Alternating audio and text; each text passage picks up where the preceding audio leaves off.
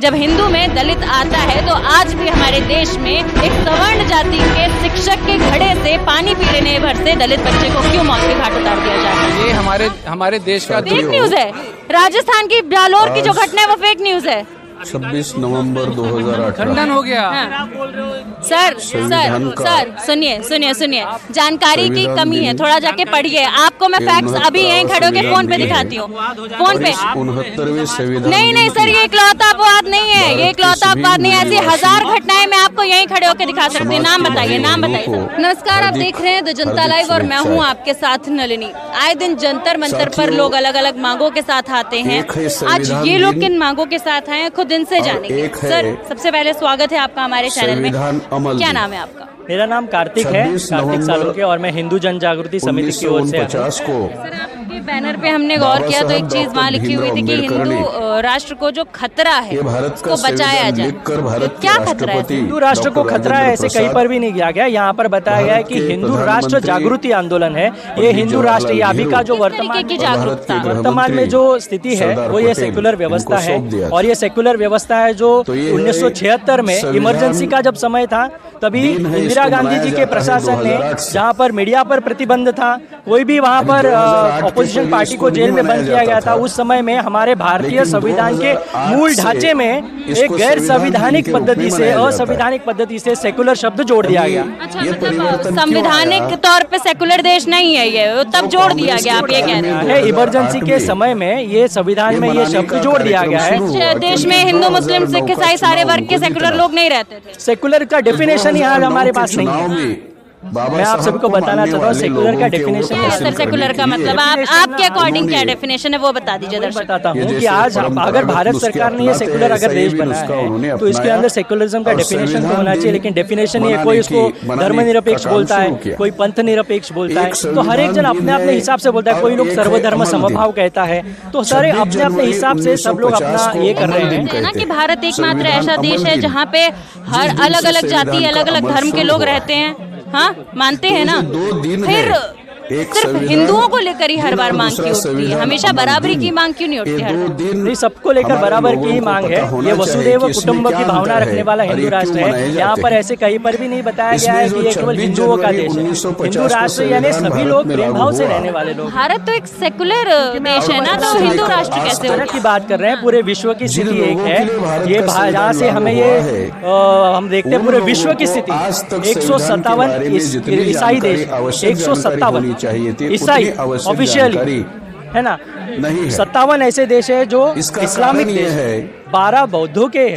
तो ऐसे अलग अलग प्रकार के देश है। तो एक हिंदू राष्ट्र में आपत्ति क्या है? हिंदू राष्ट्र में आपत्ति क्या है? लेकिन सर आप लोग कहते हैं कि हिंदू राष्ट्र है। अगर बात करें पुरातन वक्त की तो लोग कहते हैं कि ये बौद्ध धर्म था जो सबसे पहले था और उसको कन्वर्ट करके हिंदू राष्ट्र बना दिया। ये हिंदू बहुल राष्ट्र है, इसको हम हिंदू राष्ट्र बनाना चाहते हैं। उसके लिए हमारे प्रयास चल रहे हैं, लोगों में जागृति करने का प्रयास कर रहे हैं। और ये संवैधानिक पद्धति से हर एक को जो आपके हिंदू राष्ट्र में किस किस की जगह होगी? क्योंकि हिंदू राष्ट्र होगा तो सिर्फ हिंदू ही रहेगा शायद। सभी की जगह होगी। आज देखिए क्रिश्चियन देश में वहाँ पर हिंदू भी रह रहे हैं, मुसलमान भी रह रहे हैं। ये टैग लगाना जरूरी क्यों है कि हिंदू राष्ट्र है? आज हम देखते हैं ना कि बाकी सब देशों में अब हिंदुओं के ऊपर आघात होता है तो उनके लिए कोई भी राष्ट्र नहीं है। आघात सिर्फ देश के प्रधानमंत्री हिंदू है, देश के होम मिनिस्टर हिंदू है, किस तरीके का आघात होता है? पूरी सत्ताधारी जो पक्ष की बात करें ज्यादातर हिंदू बैठे हैं, आप कह रहे हैं आघात होता है। कैसे है? आज पाकिस्तान में हिंदुओं की स्थिति आपको मुझसे ज्यादा बेहतर बताओगे। आज पत्रकारिता क्षेत्र में है। आज बांग्लादेश में जब आजाद हुआ उसके बाद हिंदुओं की स्थिति क्या है ये मुझसे ज्यादा आपको पता होगी। मगर भारत में तो वैसी स्थिति नहीं है ना सर। मैं वही समझना चाह रही हूँ कि जागरूकता की मांग और हिंदुओं की आवाज उठाने की बात क्यों हो रही है जब उसकी स्थिति बेहतर है ऑलरेडी इस देश में? बेहतर नहीं है, मैं आपको ये बताना खराब है बिल्कुल। आज पाकिस्तान और बांग्लादेश जैसे देशों में हिंदुओं पे जो आघात हो रहे हैं उनके लिए कौन आवाज उठाएगा? या तो वहाँ हमारा ही कर्तव्य है, क्योंकि जब रोहिंग्या आते हैं तब हम हाथ फैलाते हैं। रोहिंग्या आते तो हाथ फैलाते हैं ना, तो रोहिंग्या के हमारे आप बताएं? रोहिंग्या हमारे नहीं है तो हिंदू भी हम वसुदेव कुटुंब की भावना रखने वाला ये हिंदू राष्ट्र है। यहाँ पर कोई भी एक इसके लिए हम नहीं बता रहे हैं, सभी की इसके में प्रेम का विचार है ना, ये हम सबको ध्यान में देने की आवश्यकता है। लेकिन दलित तो हिंदू है। थे। मैं यहाँ पर दलित का उपयोग ही नहीं कर रहा हूँ। संविधान क्या है? नहीं, मैं विषय से नहीं भटक रही हूँ सर, समझने की कोशिश कीजिएगा। जब बात हिंदू राष्ट्र की हुई, क्योंकि हम एक ऐसे देश से आते हैं जहाँ हर जाति के लोग आते हैं। जी प्रश्न इतना ही है दूसरा कि ये आपको भी हिंदू होना राष्ट्र चाहिए शब्द कि से संविधान आज आपत्ति तक है। मैं कितना अगर ये लागू पूछूं हुआ, तो आप वो समझा पाएंगे? बिल्कुल समझा पाऊंगी सर, बिल्कुल समझा पाऊंगी। मैं वही उसी चीज पे आ रही हूँ कि अगर संवैधानिक तौर पे बात करें तो भारत एकमात्र ऐसा देश है जहाँ हर धर्म हर जाति के लोग पाए जाते हैं और इसे एक सेकुलर देश के नाम से जाना जाता है। तो सिर्फ भारत को भारतीय होना हमारी पहचान है, ना कि हिंदू मुस्लिम सिख ईसाई। तो आखिर हिंदू राष्ट्र की मांग क्यों? सवाल बहुत सीधा सा सटीक सा। सबसे पहले जो हिंदू की परिभाषा है ना, वो आपको समझने की आवश्यकता क्या है। है सर? हीनानि गुणानि दूषयति इति हिंदू, यानी जो व्यक्ति अपने हीन गुणों का नाश करता है ना, वो सच में हिंदू है। जो व्यक्ति इस दिशा की ओर कार्य ही नहीं करता है, उसको हिंदू कहलाने का भी हक नहीं है। मान ली सर आप जन्म हिंदू, एक मिनट, हम जन्म हिंदू की बात नहीं कर रहे हैं, हम कर्म हिंदू की बात कर रहे हैं।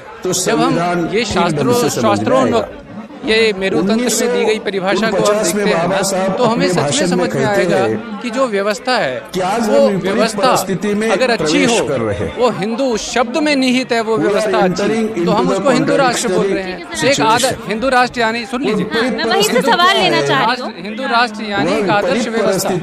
अगर हम उस आदर्श व्यवस्था की बात करते हैं तो उसमें आपत्ति क्या है? नंबर एक, तरीके की आदर्श व्यवस्था है ये मुझे समझाइए, जहाँ जहाँ हिंदुओं में दलित भी शामिल है लेकिन दलितों के साथ ऊंच नीच की जाती है। कर लूं। और दूसरा, जब ये भारत का विभाजन हुआ था तो दो पक्ष, हिंदू और मुस्लिम के बीच में रखा गया था। नहीं मिलती।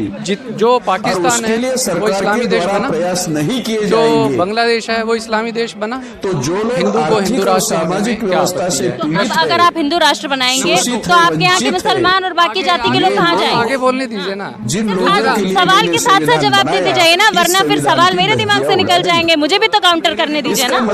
दूसरा कि जो आपका ये तो होगा विभाजन की बात। दूसरा जो मुख्य मुद्दा है वो ये है कि हिंदू राष्ट्र में क्यों सब सुखी हैं, जैसे हमारी पहले की व्यवस्थाएं थी। अगर भारतीय संविधान उन व्यवस्थाओं में आज मैं उसका दूसरा उदाहरण सामाजिक और आर्थिक हिंदुओं पर आक्रमण हुए। आपने 10,000 वर्ष की हिस्ट्री में कोई भी एक समय देखा है कि हिंदुओं ने कहीं उपद्रव किया हो? एक उदाहरण बता दीजिए, एक उदाहरण बता दीजिए। कहीं नहीं किया ना। एक उदाहरण तो देने दीजिए, आप ही पूछ रहे हैं। अभी जहांगीरपुरी में जब आपके हनुमान जी की जयंती पे कोई यात्रा निकाली गई थी नंगी तलवारों के साथ, तो हिंदू ही थे, मुसलमान तो थे नहीं, वो उपद्रव मचा रहे थे। कैसी बात कर रहे हैं सर आप? मेरे मुंह में शब्द डालेंगे? मैं शब्द नहीं डाल रही हूँ, मैं शब्द नहीं डाल रही हूँ। आप इतना से समझने की कोशिश कीजिए। 3 बातें आपने कही, सारी बातों पे एक करके आते हैं। अब आप मेरी बात सुनिए। पहली बात आपने कही हिंदू राष्ट्र से दिक्कत क्या है? हिंदू में दलित आता है कि नहीं आता है? मानते हैं? फिर आखिरकार जब हिंदू है, हाँ, मेरा भी सवाल सुन लीजिए। आपकी पूरी बात मैंने 3 पॉइंट आपके सुन लीजिए। जब हिंदू में दलित आता है तो आज भी हमारे देश में एक सवर्ण जाति के शिक्षक के घड़े से पानी पी लेने भर से दलित बच्चे को क्यों मौत के घाट उतार दिया जाता है? ये हमारे देश का फेक न्यूज है। राजस्थान की जालोर की जो घटना है वो फेक न्यूज है। कॉन्स्टिट्यूशन खंडन हो गया।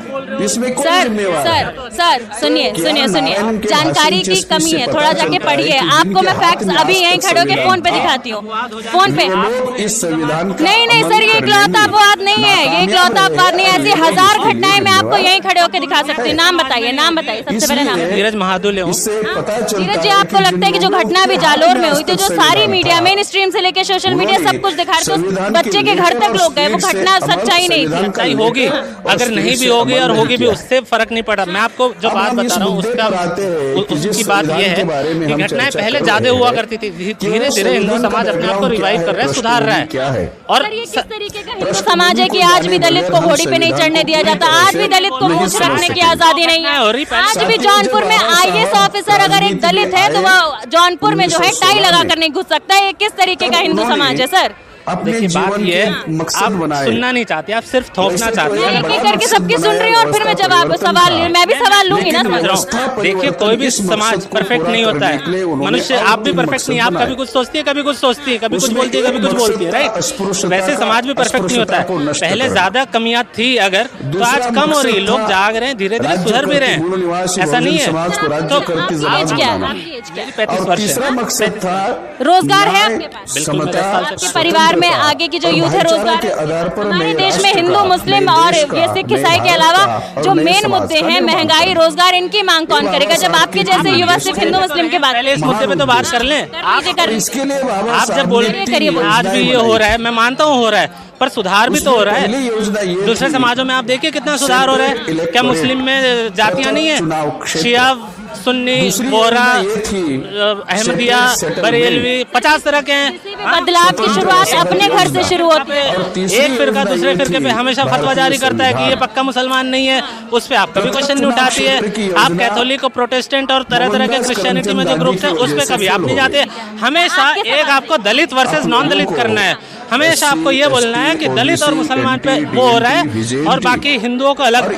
शब्द का तो मैंने नाम ही नहीं लिया सर। अरे आपका एजेंडा है, आपके चैनल पे आप जाकर देखिए, बिल्कुल है।